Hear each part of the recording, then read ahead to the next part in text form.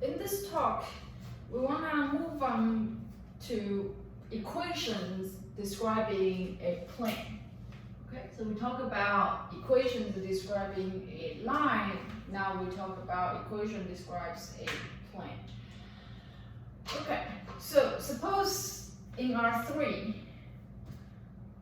I want to find an equation that describes a plane, and it's not any plane, it is a plane that contains a point.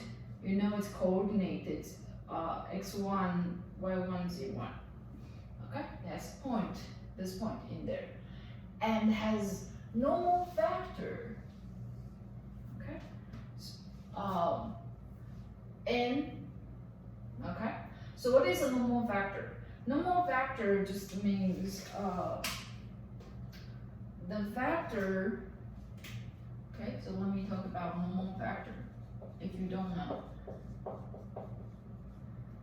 So normal vector to a plane is a vector that is perpendicular.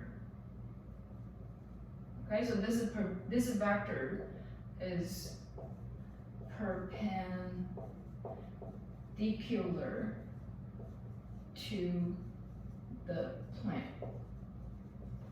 Okay, so for example, if the board is my plane and I want to find a normal vector to the plane, what is that? It would be a vector pointing towards you guys or pointing away from you guys. So this is a normal vector.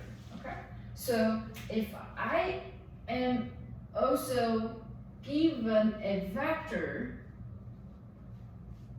that is normal to the plane, and you know the vector is ABC, then you can write down a standard form of the equation that describes this plane. Okay? And the reason why it's this equation is pretty straightforward. So I'm gonna explain this for folks who are interested. But if this becomes too complicated, then just remember the formula. If you have a point on the plane, if you have a vector normal to the plane, this is a form of equation that describes this plane. Okay, so that'll be good enough. And right now I'm going to explain why this equation describes the plane. Okay, so XYZ refers to a generic point, any point on the plane. So it could be here, could be there, that's fine. Okay, as long as this is a point on the plane, then by doing x minus x1, y minus y1, z minus z1, I get a vector from xy1, z1 to this arbitrary point xyz. Okay? Alright. So now I have a point, I have a vector sitting on the plane. And I have a vector that is perpendicular to the plane. So anything that's sitting on the plane would be perpendicular to the normal vector as well. Alright? So now what do I have? I have vector x minus x1, y minus y1, z minus z1, perpendicular to the normal vector. Why? Because the normal vector is by definition, it's a vector that is perpendicular to the plane. Okay? To the normal vector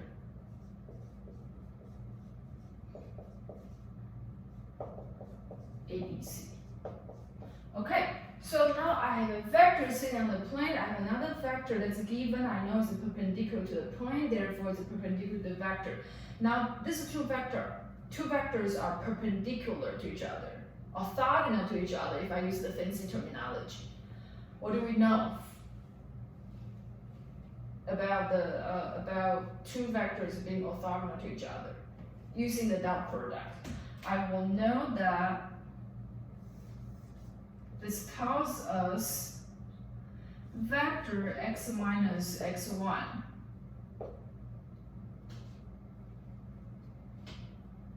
y minus y1 z minus z1 that inner product, okay, the inner product, that the vector ABC is equal to 0, y equals 0, because these two vectors, again, perpendicular to each other, or orthogonal to each other, okay? So now let me write down, the dot product. So when I have two vectors together taking the dot product, it will be the x component times the x component, y component plus y component times the y component, plus the z component times the z component equals 0. Okay? So now if you look at this equation that we derived from the fact that any point sitting on the plane, this point with the given point on the plane, they will form a vector, and this vector, because it sits on the plane, so it will be perpendicular to the normal vector. Therefore, the dot product of these two vectors would equal 0. That's what we get. If you look at this equation and you compare it with the given equation that I have for you, you see they are identical. So this is how we get an equation for a plane passing through a given point and having a given normal vector or a non-normal vector. Okay, so I hope this is clear. If this is too much, if stuff down here is too much for you guys, don't worry about it. Just stick to the formula. That's totally cool with me. I don't want you to get overwhelmed. But for folks who are like me, like understanding the concept behind will help you memorize equations, then this will be helpful for you. Okay? All right.